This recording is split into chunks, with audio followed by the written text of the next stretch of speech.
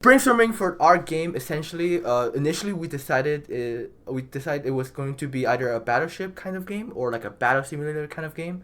For those of you who played Total War, it's really similar to that, but with Mad Plot and Spider. Well, near around the beginning, we decided that Battleship wasn't going to be that much fun for the player, and we wanted to give the player more freedom and more interaction with the game. So ultimately, we decided to go to the battle simulator, and here is the planning stage. Now, we've laid out the things that we have to do basically every week from the month of February to the month of April, starting with game ideas, creation of the timeline, as you can see here, our setup for our repository, as well as some GitHub setups. And after that, we will start doing the main, start the coding, which is essentially consists of main manual, unit, map. Moving on from there, implementation of actions as well as enemies, and then enemy actions as well, and then as well as interactions. That's where the fighting happens. And lastly, we will do some testings and this video. So planning one. So this first week we did GitHub setups and game ideas. There's really nothing much to say about this. We made a repository where we can exchange code. The other person can see what has been updated, and we move from there and we exchange some ideas.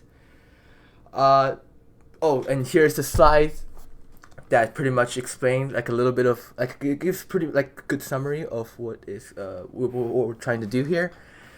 As you can see up here with the map between the units fighting, as well as some of the game rules, which you'll see in the README file. And our second coding week, February 26th to March 3, which is the creation of the menu, create a menu function that will ask the users for some simple selections between troops, as well as creating the map. March 4th, 17th, the third week, I do believe, this is when we implemented the units onto the map, as well as unit actions. And we also made, this is a crucial moment of our creation of this game, is where we made the map draw function that allows us to paint the map and paint a unit on the map, which will actually help us in the future when it comes to actions as well as fighting. Also, we also started making the enemy army here. There's that. So for the enemy action, I created a new file in which all of the enemy unit action would take place, including them selecting their army and them creating their formation and actually moving them across the map and actually interacting with the player units. This is a separate file from the game, so there are two files, as you will see when we get to the code. So yeah.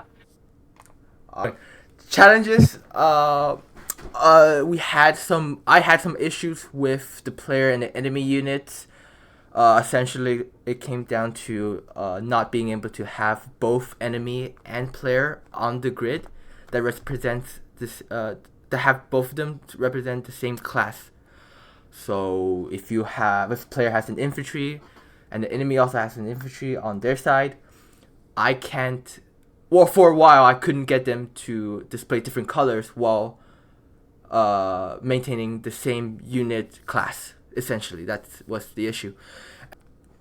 Alright, so here we have the demo for the game. 1 here is infantry, and 5 is our general. We're going to put down, and also these one represents their locations as well as their length, width, and the movement points that they have left. You can see that movement point for infantry is 2, for general is 1. We're going to select one of the cohort, so let's pick the first one, and we want to move it. This cohort can move 2, so we're going to move 2, and let's just say we want to make it match up with the enemy, so let's move it to the right. And you can see on the map, boom, as I push that, it's moving 2 units to the right. Should prompt the enemy to move their moves. And once I push no, as you can see, the enemy decides to move 1 step forward. And yeah,